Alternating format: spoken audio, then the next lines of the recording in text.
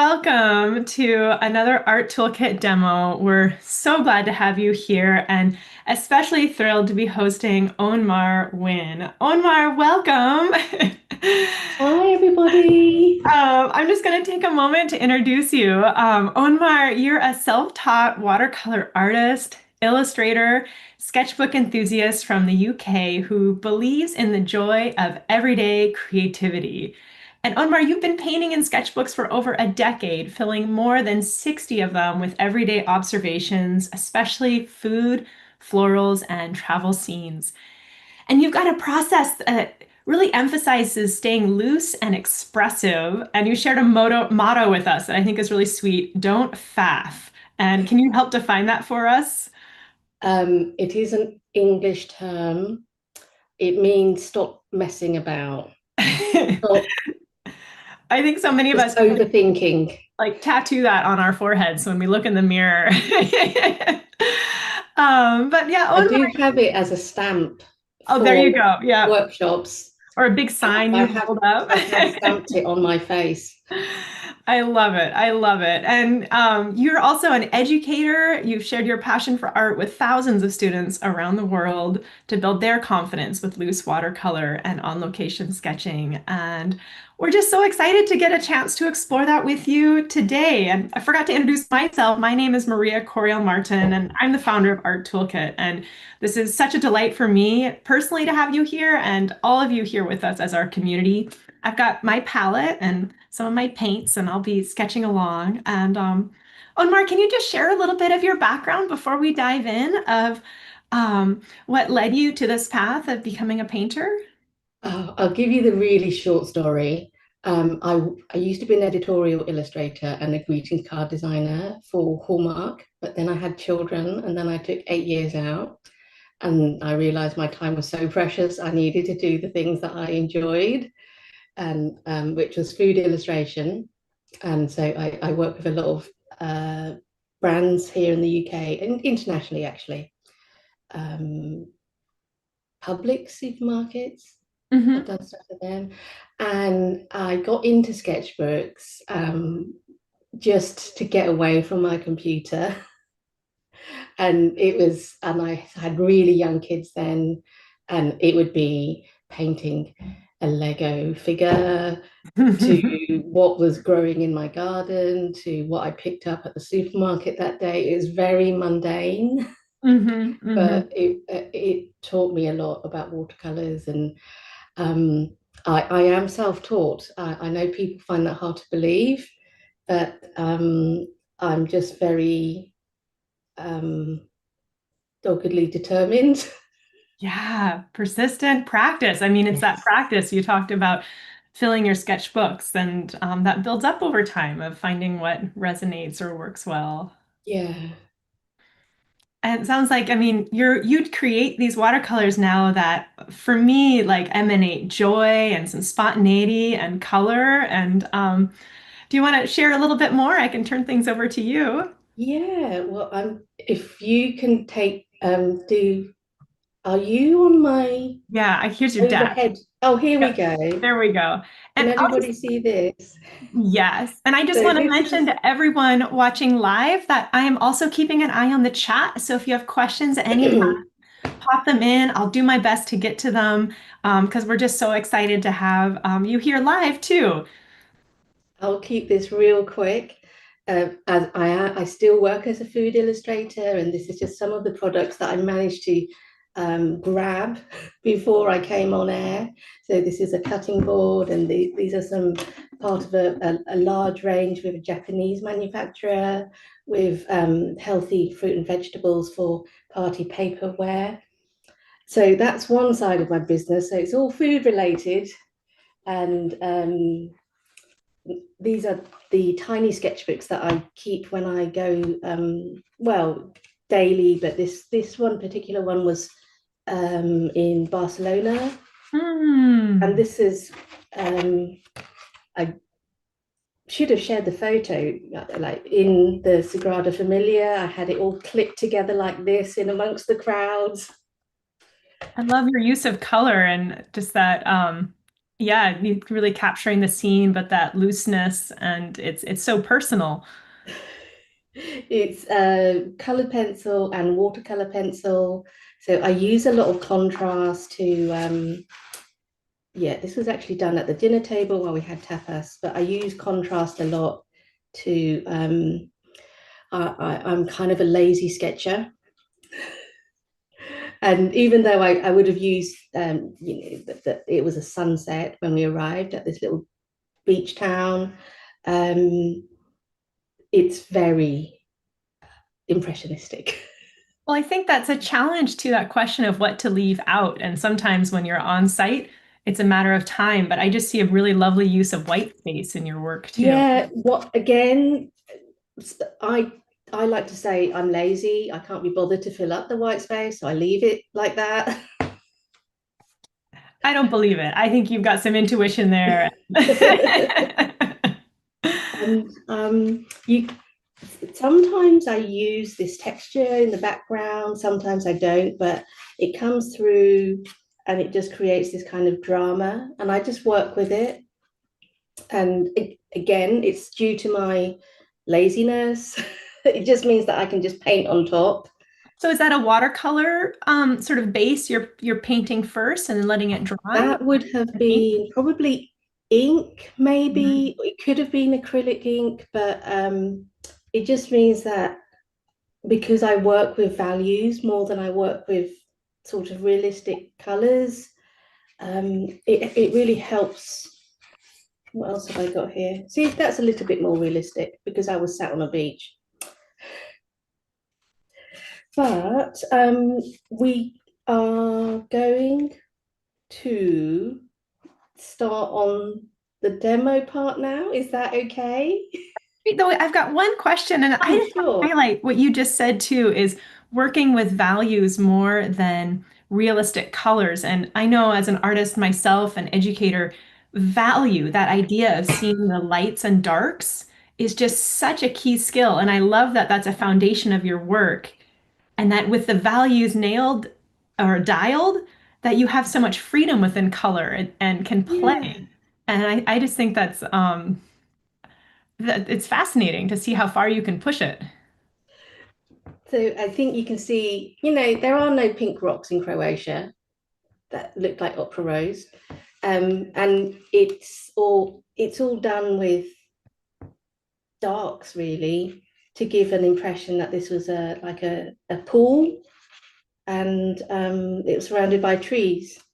And it means that I can work faster because my daughter wanted me to go swimming with her. So what's the word?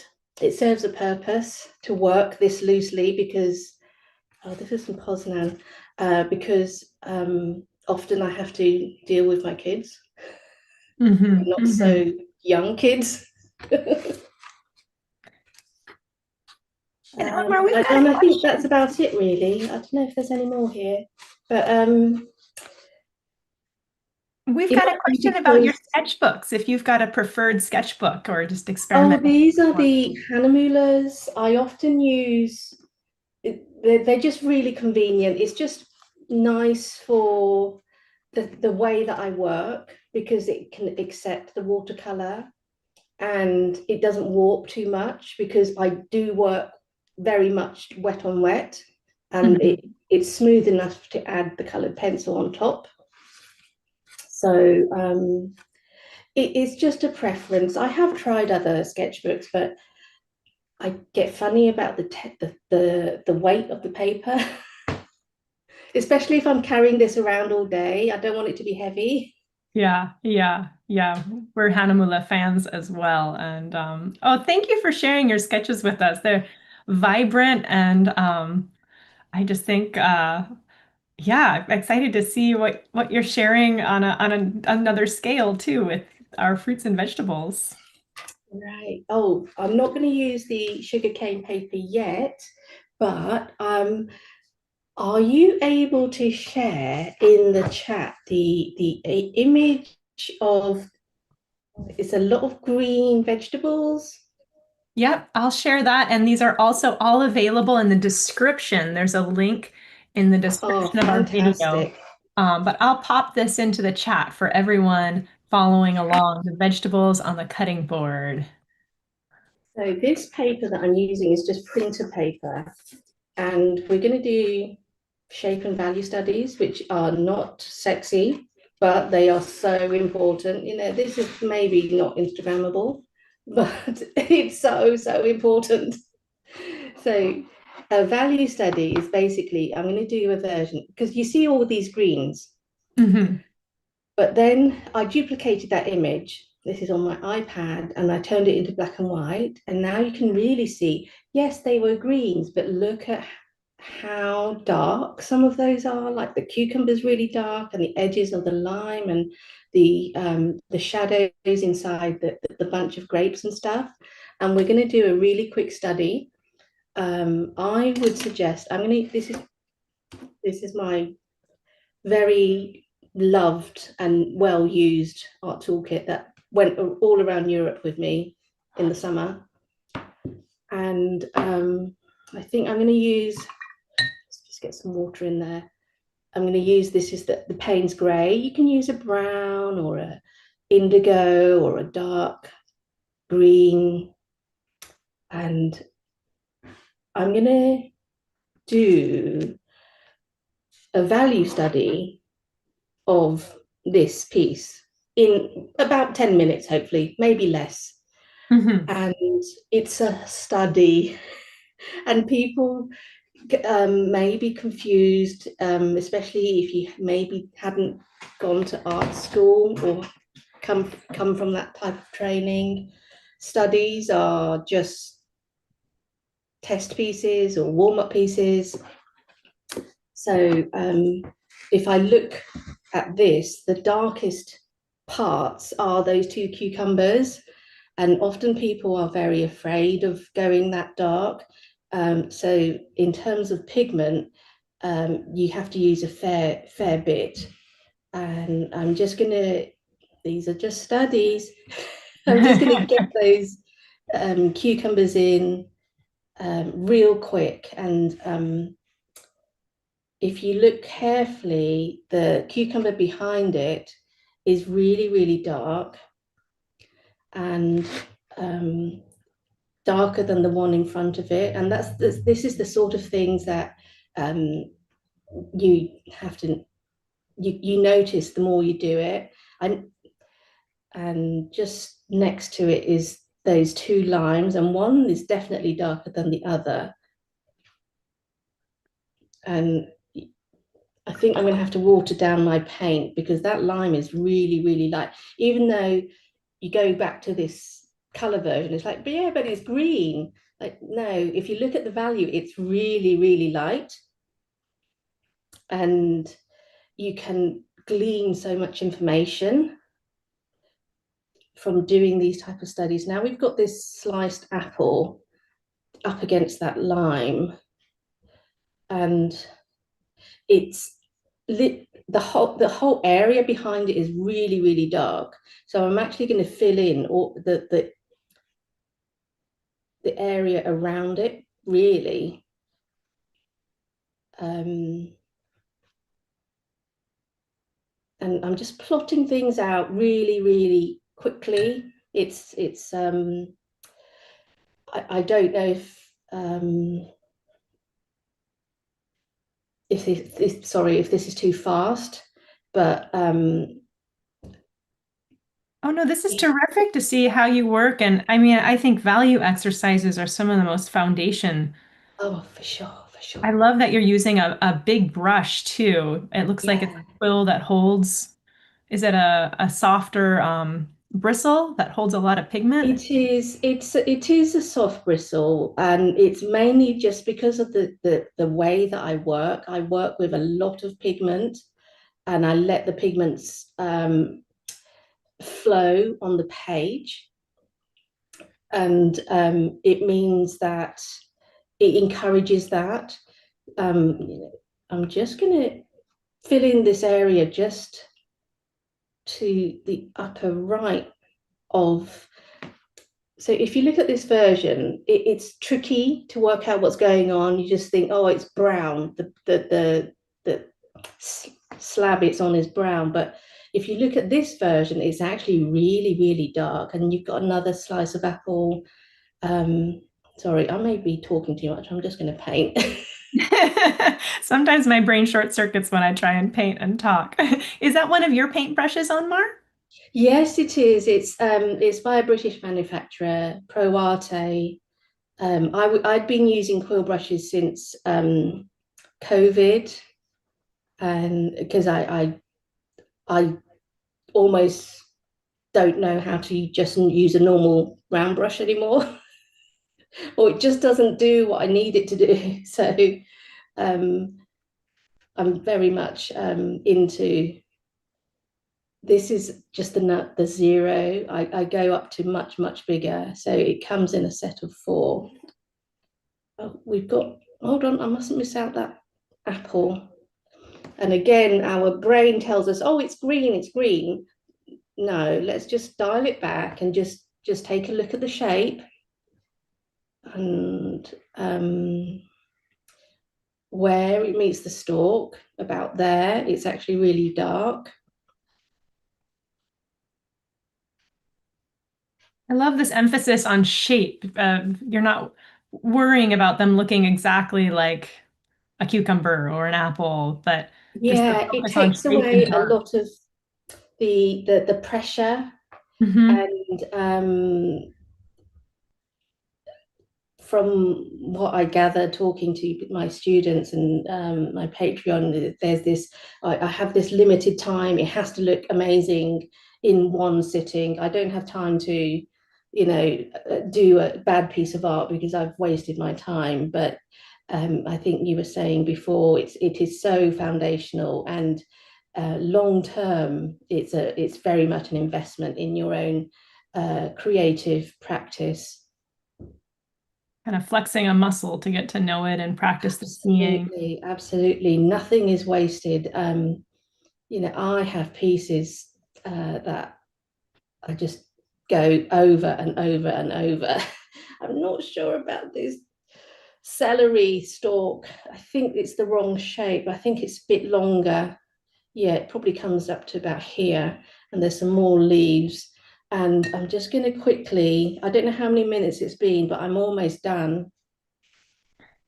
Well, I think one of the challenges of watercolor is that it's kind of sneaky, so it dries lighter than when we put it on. And so there can be a tendency for some paintings to look a little washed out or the paints to look washed out and sort of mid-value all around so that as we pay attention to value, it really helps give them that sort of confidence or, lets things pop and stand out. And Absolutely. We're almost done, and there's some frilly parts, the celery leaves. So it's this study. Maybe there's a few more leaves here, but oh, and I forgot the pips in the apple. I love that you did this just on printer paper. So this is really not Yeah, precious. yeah. This is I have talked to a lot of students, and they say I can't afford to make. I literally can't afford to make a mistake because every piece of paper costs money. It's like, well, you can buy this for £2, $2 in the supermarket. And if all you did was just value studies for 20 minutes, it would still be so helpful. Oh, that's inspiring, Onmar. There we go. Right. See, now I've gone into faffing territory. It's like, Uh-oh. oh, I'll just add this bit here. I'll just add this bit there. No, I'm stopping. I love that. Fapping territory. When I start to make marks that aren't making an appreciable difference, I think, Yeah, uh-oh. I could add few more, baby spinach leaves here. Like, no, just it's fine, it's fine. If you think it might be done, it's probably done. So it may look like a hot mess, but we've just warmed up our wrist. We've just warmed up if you've just sat, this is the first time that you sat down to do some art, you've loosened up. Mm-hmm. and there's going to be less pressure going forward, in theory. So I hope you guys have enjoyed that very fast warm up. Oh, I loved it. Good, good. I am glad to hear that. So the next one, we are moving on to the carrots. And I call this my fail-safe carrots. Like you cannot go wrong. So I'm now going to switch over to my sugarcane paper.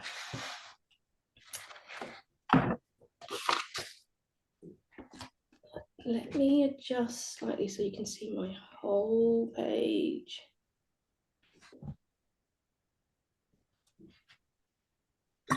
Right, for this, what if you've been using a really dark color, make sure you wash your brush carefully, properly, or I might just grab another brush.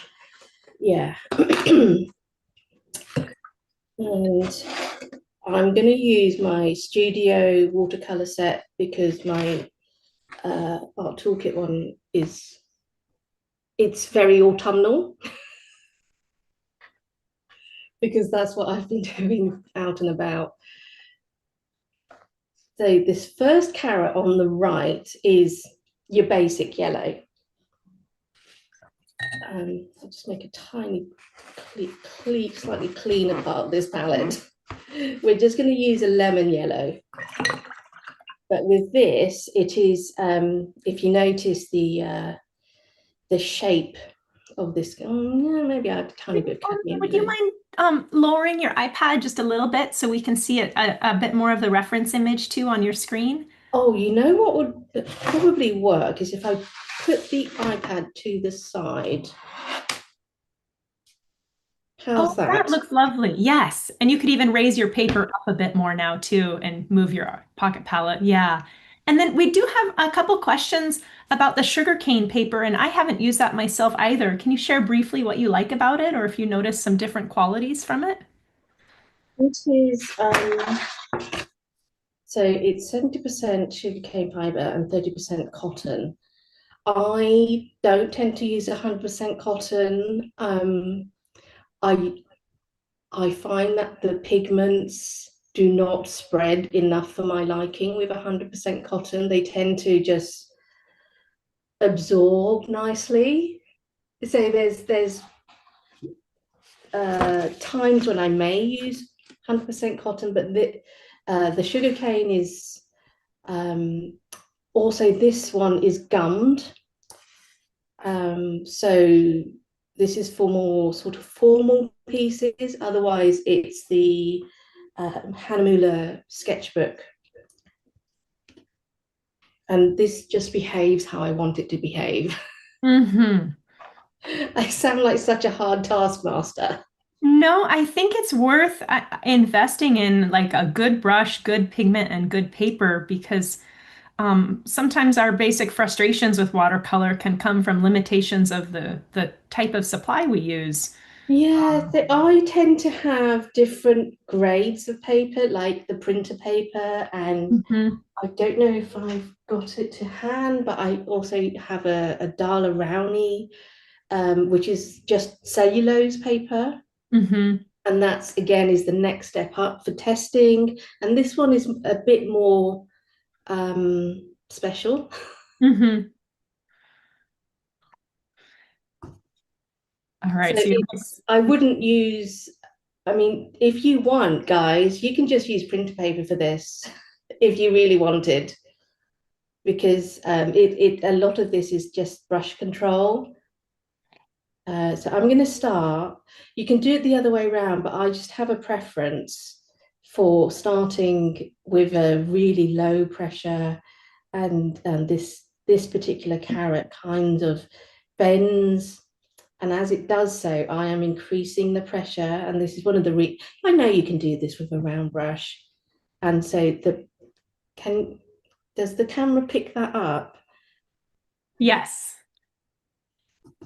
Okay, good. And now I am, the one next to it is kind of like a grey, but I'm gonna move on to like a cadmium orange, the next one along, and pretend it was orange.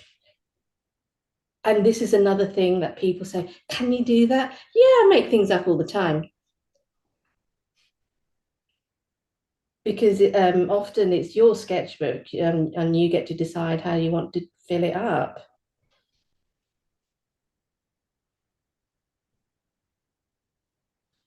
And you're doing those in one brush stroke.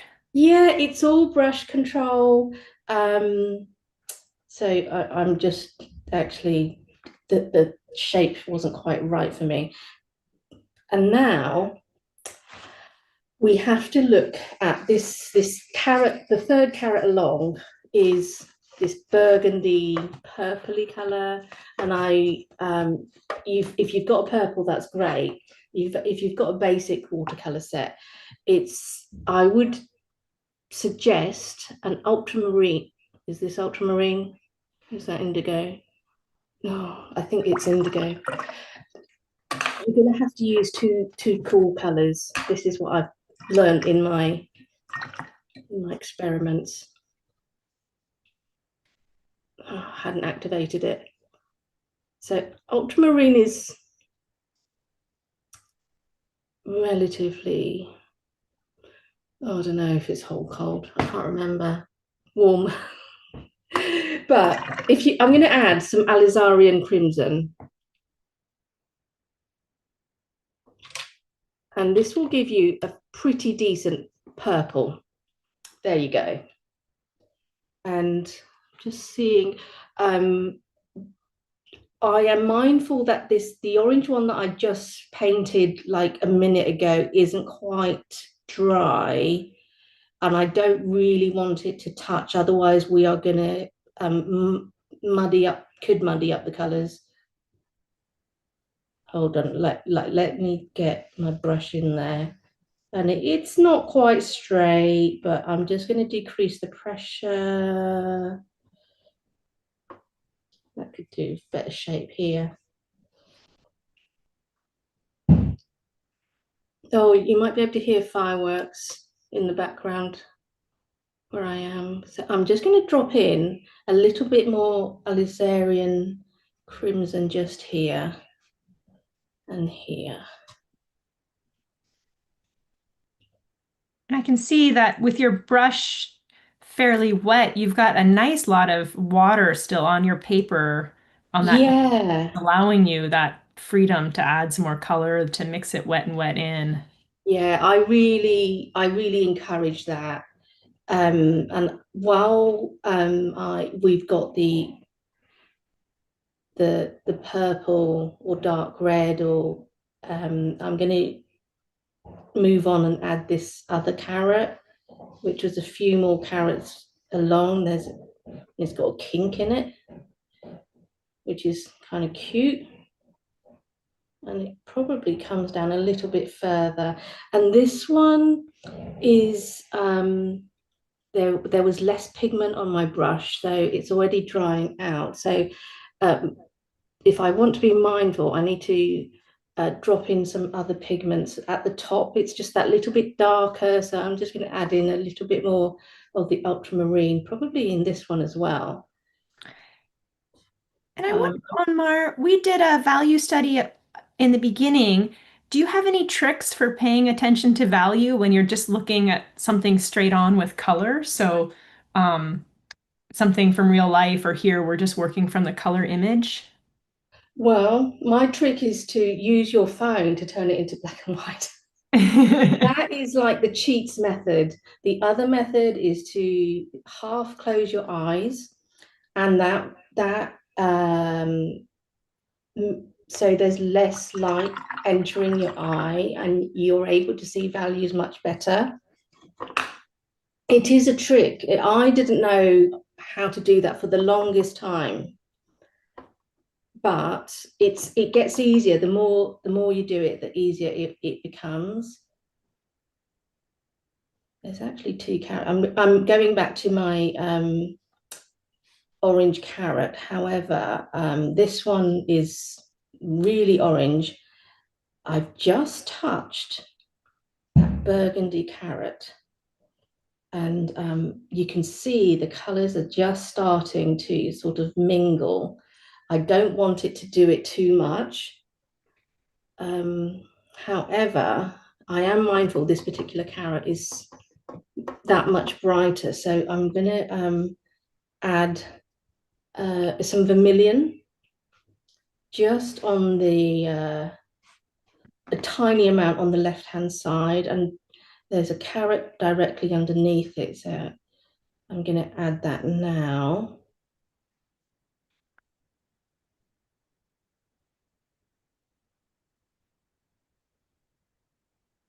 It kind of bends that way.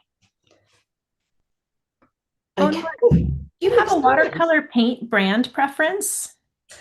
I tend to use, I used to use a lot of Winsor& and Newton. However, in my old age, I'm now using more Schmincke and Holbein. Daniel Smith is just that little bit more trickier to get hold of in the UK. I'm in the UK and I order online because I live out in the commuter belt. It's not easy for me to get into London. So I'm afraid I wait for sales at Jackson's Art, and whoever has the best discount, I will buy that brand. But I am definitely that somebody, I think somebody said, why don't you use like white nights? And I do have a set of white nights, but they're actually quite vivid for me. And because of maybe being a food illustrator or coming from that background, um, I prefer more muted colors. Mm-hmm. I know I could mix them, I mean, look at my set.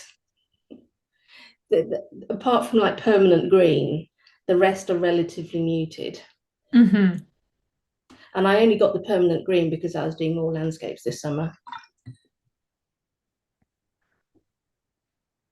Oh, these are such cute shapes to make.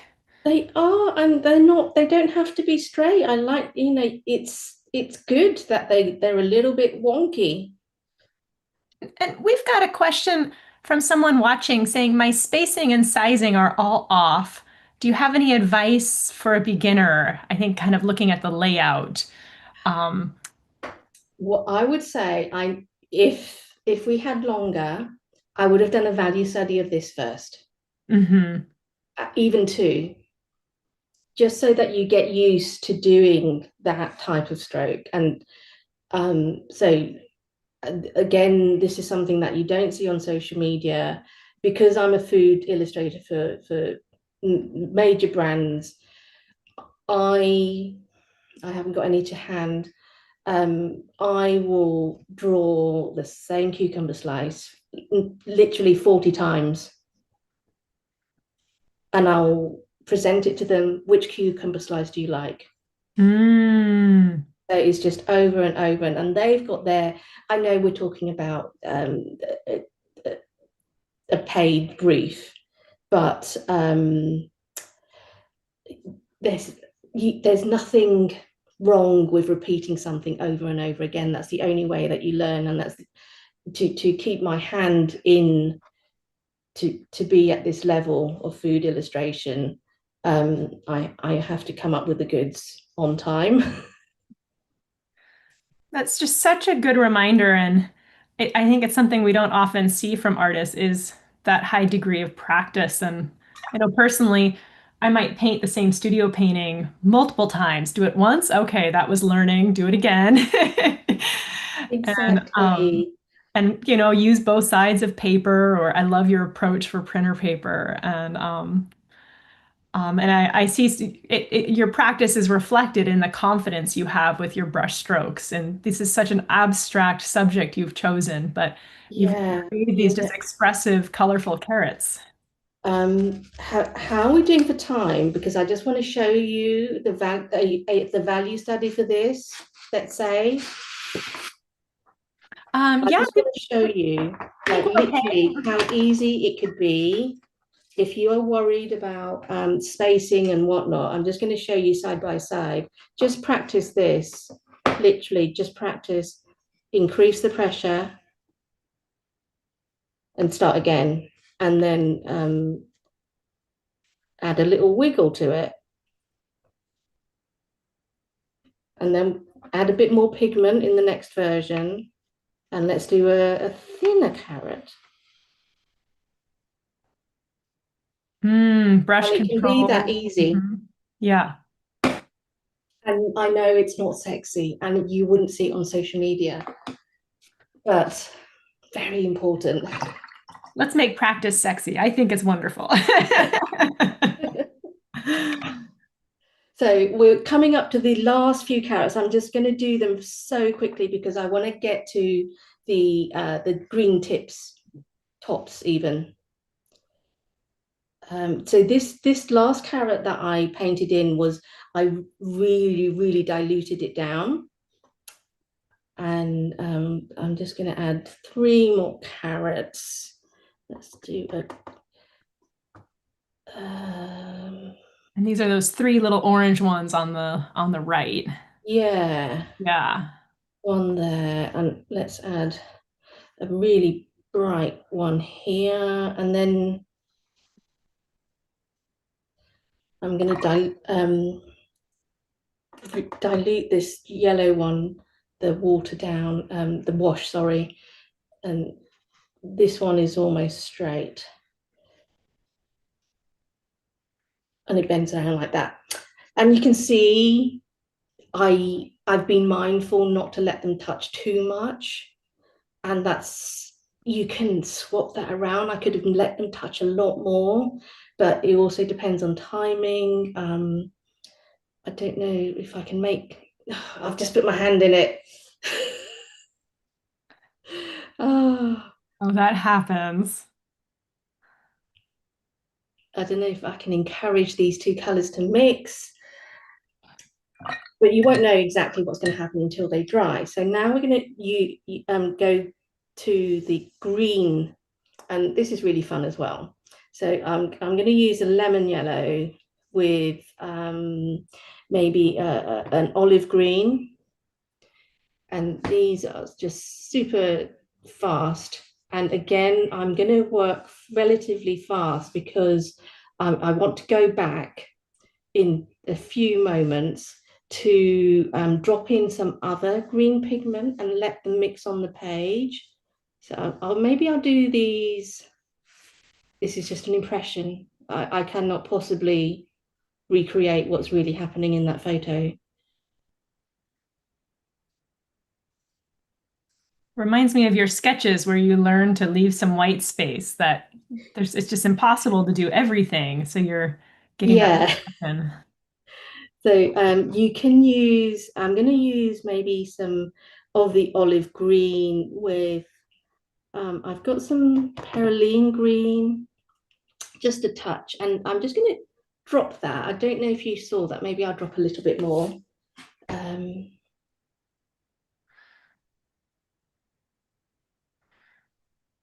and where you've placed that original green just 20 seconds ago, the darker value just spreads out and it gives a little bit more dimensionality. So I'm actually going to add a little bit more of the dark green value towards the where it meets the tip of the carrot.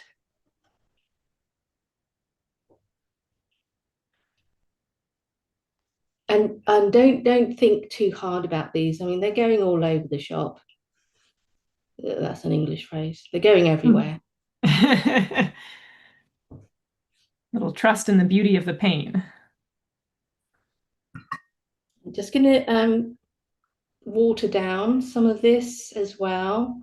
So you've got all different green values as well. So that's where this is helpful for you to have a brush that holds more water, is Yeah. it's staying wet and allowing you to go back in and play with this wet on wet. Yeah, I mean, it came about.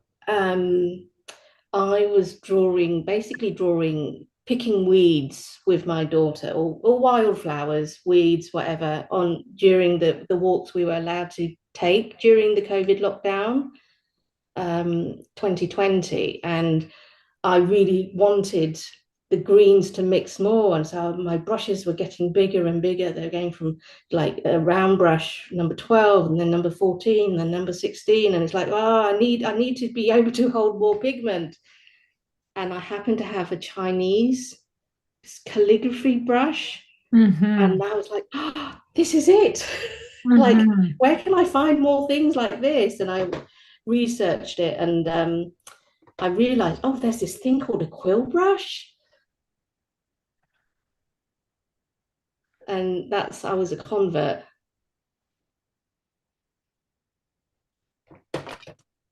So we're almost done here. Just one of the joys of painting and exploring art is finding what supplies like resonate with you and what you enjoy. Yeah, there's still uses for round brushes. I'm not dismissing them. Um, Often I have to explain to people it's just how I like to paint. I use certain um, products because it gives me this, or I'm not against using, something, and it's just, can I get hold of them in the UK? I don't know how much more I need to do because I'm getting close to the faff territory again.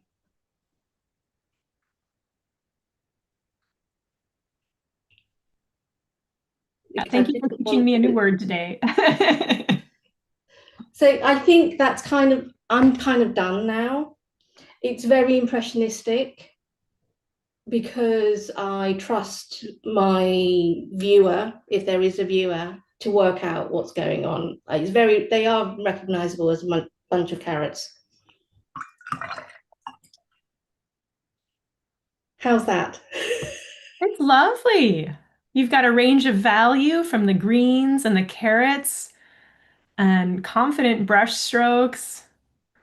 See, I can't help it. I'm still Uh-oh, doing them. uh-oh. It's like, oh, I'll just do this bit here. I'll just do that bit there. No, that's it. I'm done. I'm done. And it's just very impressionistic and playful. Uh, Often, because of my background in food for branding, it has to stand out on the shelf and has to be read in 2 seconds, like when it's on the supermarket shelf. So maybe that's had a bearing on how I approach my paintings.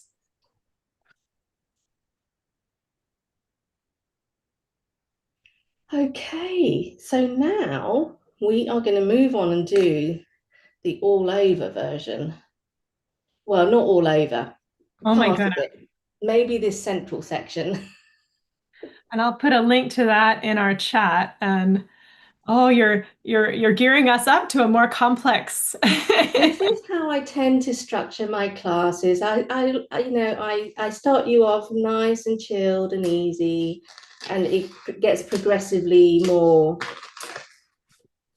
I wouldn't say complex, but there's more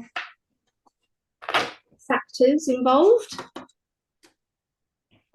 So if I had said, 30 minutes ago, right, we're gonna do this, it would be trickier, and I don't know that you. So where's my warm up piece?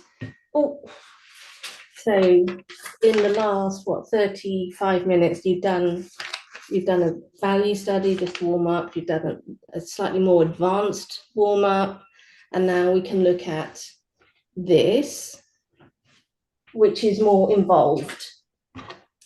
But we have to approach it the same way, the same kind of playfulness. I'm going to try and concentrate on kind of the central section. I really love that pink grapefruit.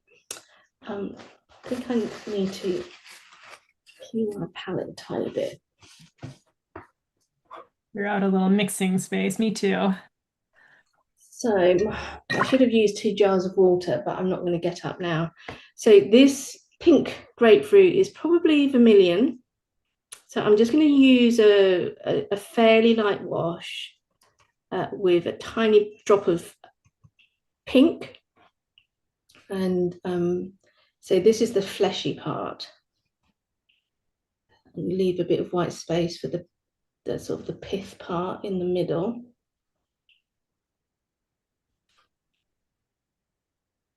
And at this stage, it's really, really wet. And if I were to go in, I'm just going to show you an example now with, I just put in a bit more vermilion. It's just going to spread out too much. So I need to keep an eye on that. And instead, let's do the peeled tangerine or clementine. Just going to leave a tiny bit of space. I think that's too dark, too orange. Maybe a bit more yellow.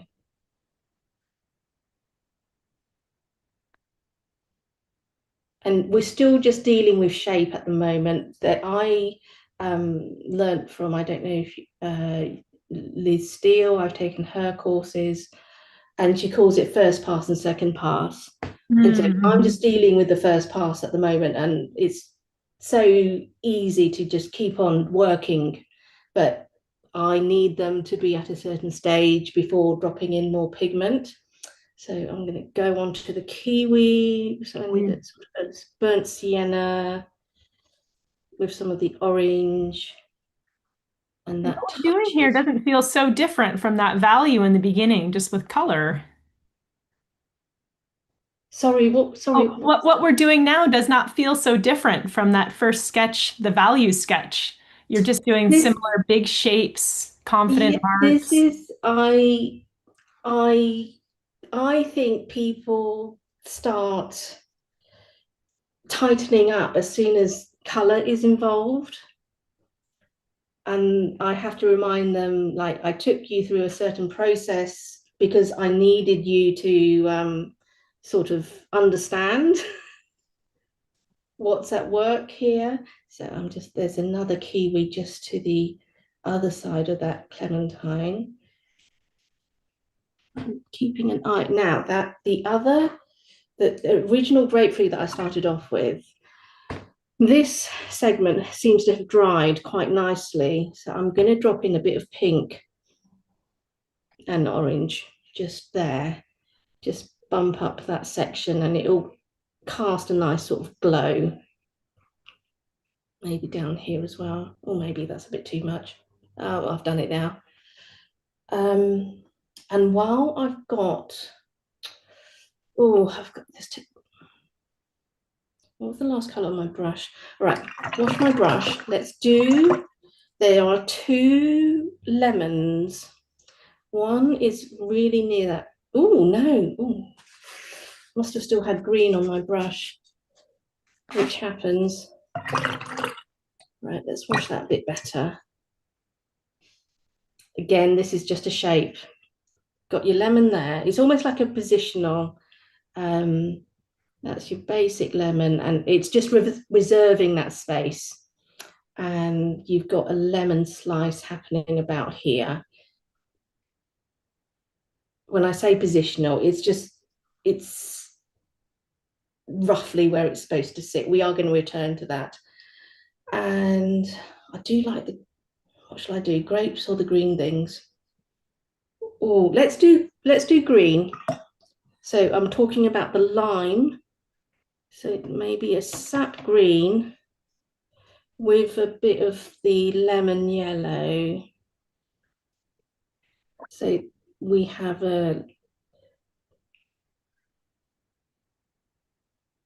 we did some limes in the value studies, and one thing that I tend to do is leave a highlight area unpainted because that's really going to help us out just a little bit later on.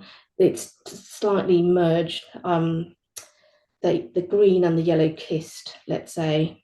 and they are merging, but I don't mind things like that happening. And this part that I'm just painting in now is the kiwi. Again, it's just positional, and I'm going to water down my green because I want to paint in the flesh of the avocado, which is like a sort of a teardrop. You're making this so accessible, Ohn Mar, and I just love your reminders of the just reserving space, and it's I feel like your approach is really non-precious. Yeah, it's we're just painting. This is not surgery. You know, we don't have to be accurate. Um, what was I going to do? Have I filled in the green parts? Yeah, grapes. That's what I was going to do next. So, luckily, because I had the sort of that burgundy mixed up, I'm going to have to mix some more.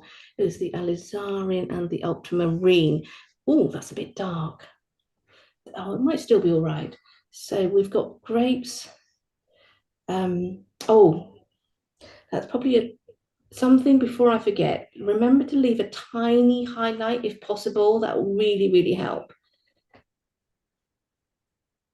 I'm going to add a bit more Alice the crimson because that's I want to vary it up. The grapes are slightly different colors, but don't get too close to that lemon because if you have purple and yellow mixing, you are going to get some fun colors.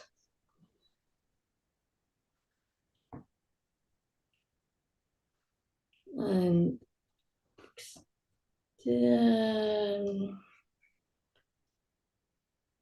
so they sort of go up to there, and probably that they just go hover off the page. And I'm going to leave some space there if I can manage to put in the stalk later on. How am I doing for time? Oh, we've got about 10 more minutes. Okay, we're going to move on to the second pass now.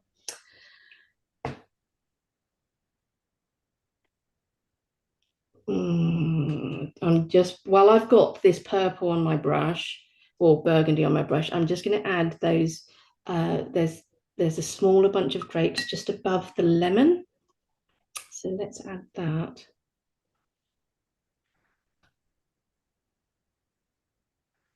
Uh-huh. Do I want to add the satsu? I think because also something else that I touch upon, because we've got this satsuma here, I feel like I know we've got 10 minutes. I'm going to work fast. We need to introduce another element of orange. So I'm going to use this space here. We've got the papaya. Sorry, I am going to have to work a little bit faster. And this is all done with, that was almost one stroke of the brush. Let's fill that in, and I'm going to drop in a bit, that shape has gone completely, that's a better shape. I'm going to drop the highly pigmented cadmium orange here and here. And while I've got the orange on my paintbrush, let's add the satsuma that's just sitting above the avocado. Okay. So now let's do. Oh, you know what I should have done? The rind of the pink grapefruit. All right, if you haven't washed your brush, don't wash your brush. All right. Do the rind because I tend to flit from one area to another.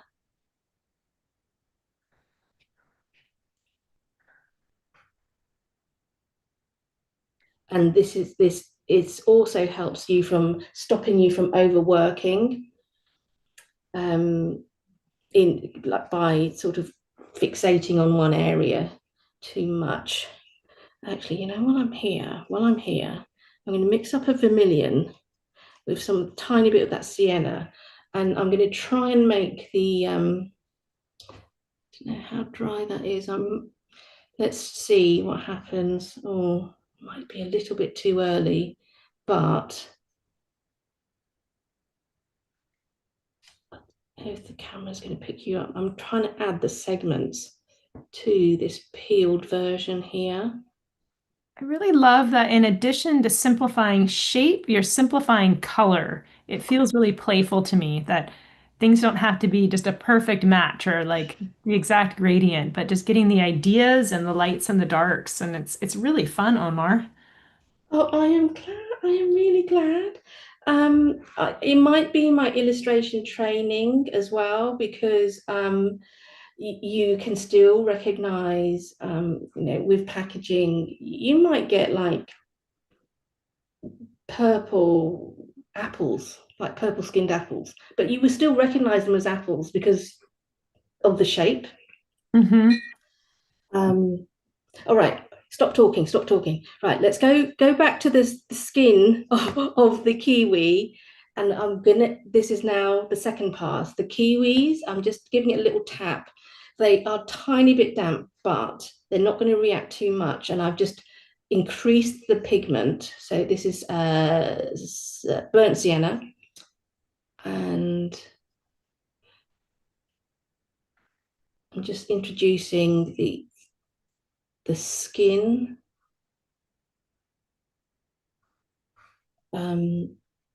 by adding this second layer.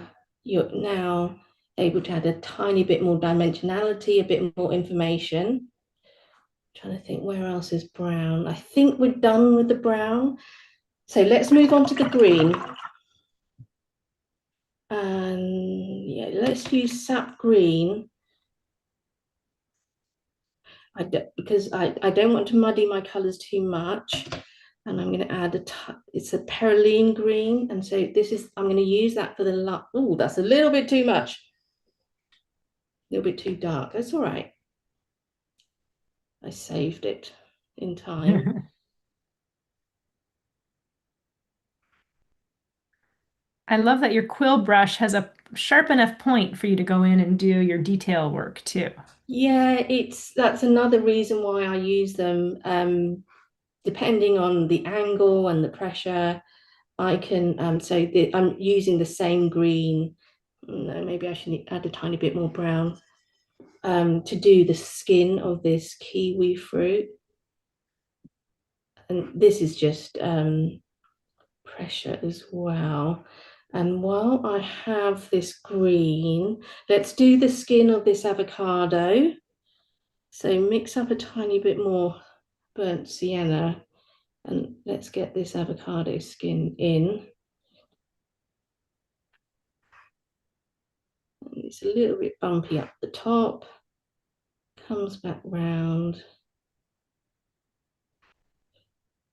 And if you dilute that green that you've got on your brush, really dilute it, and you can just draw in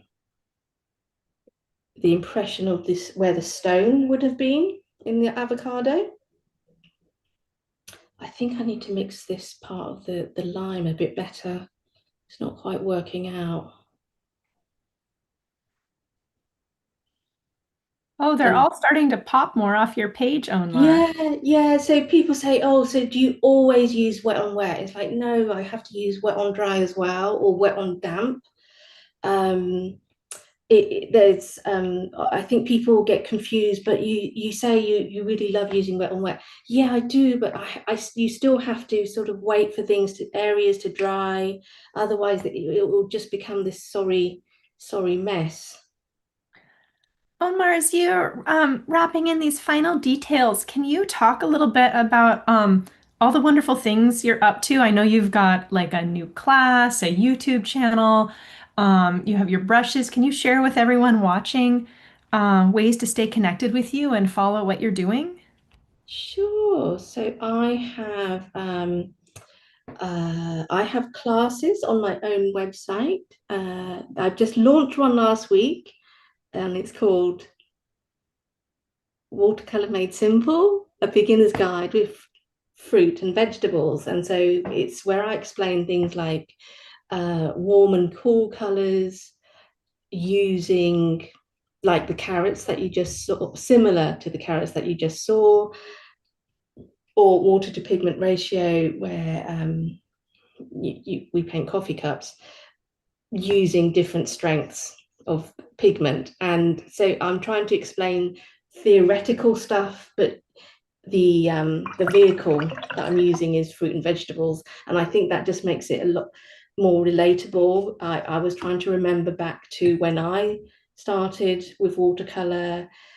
I did not understand color theory.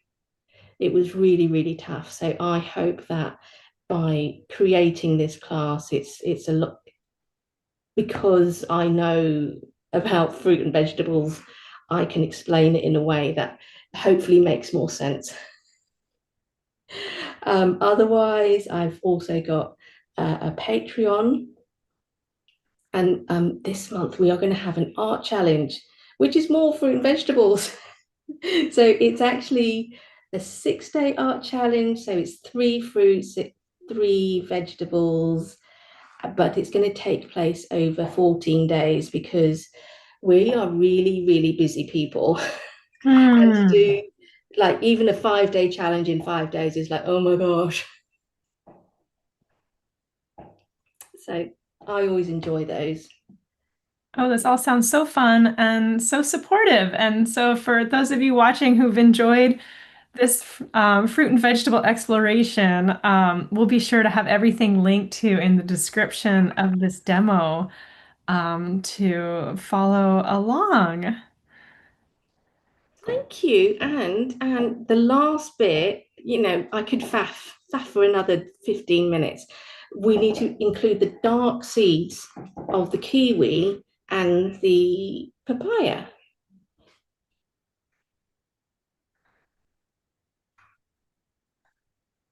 So there's a mass of seeds here, but some of them are individual, so you can spend a little bit more time painting those in. I do love the texture that I've managed to create in parts of that papaya. That's like my hobby, watching watercolor paint dry. It's just like, oh, what's it doing? Oh, that's interesting. And I'm using, see, I just added that layer of green, so it's not quite dry, but I think there's enough going on to let you know it's a kiwi. I don't know if I can get away with it here. I think I might just have to let that be. Right, I'm squinting my eyes. There's aspects of this which aren't quite popping, but before I forget, I said I was going to add the stalk to the grapes. So you can see some green. Maybe, there's a grape there, and there's a ring, a very light green just here. And I think the skin of the grapefruit could do with a bit of a boost because it's gotten lost. When I shut my half closed my eyes, it wasn't quite responding.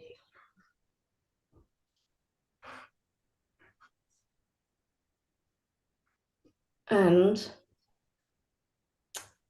I knew my brain was working too fast. This part of the lime. I feel What like I else? could just paint all afternoon, Ohn Mar. I think that's about. I mean, I could do a lot more, but I tell you what, I do need to do this part of the satsuma. See, just adding that just makes it so much easier to recognize. Mm. But I think I'm gonna say it's mainly done. as she keeps painting. Lemons are really, really hard with watercolor just because it's such a light value. I'm going to have to darken that area there. That's better. That's better. Where the lemon meets the kiwi, it's actually a lot darker. I've just looked at it again, and I'm going to have to darken the kiwi behind it. It's if you squint, it's so dark. Hmm. And I didn't. I mean, I could have picked up on that if we had done a value study.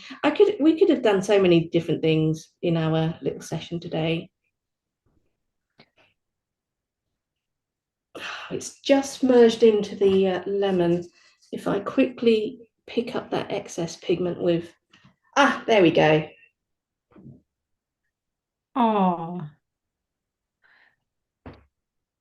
Well, Onmar, it's so nice to see how this has come together with your shapes and values and then deliberate darks on top to add those details and textures. And gosh, our time together has just flown by. I wonder if I might pull up our faces and then if you're Yeah, willing to send us a picture of your painting at the end, or if you tighten it up a little more, not too tight, yeah, I absolutely. we'll share it on our blog and any other notes. This has just been wonderful. I'll pull up me too. Um, Did you enjoy following along? Was I that did. Here, I'll give music? you a little peek at what I've been up to. Here's my little Oh, I fruits and love vegetables. it. I forgot about the last little mandarin orange till the end, so I quickly added it in. I love Um, it. the carrots were just delightful. I really had fun doing They those are shapes, beautiful. There's practicing so much brush strokes. movement and energy in those. Thank you. And yeah, I want to thank you so much for being here. It's just such a pleasure to paint with you and such a joyful, playful approach and accessible. And really want to thank you for sharing with us and our community, Onmar. Um, So welcome. I'm yeah. thoroughly, I could just paint fruit and veg every single day.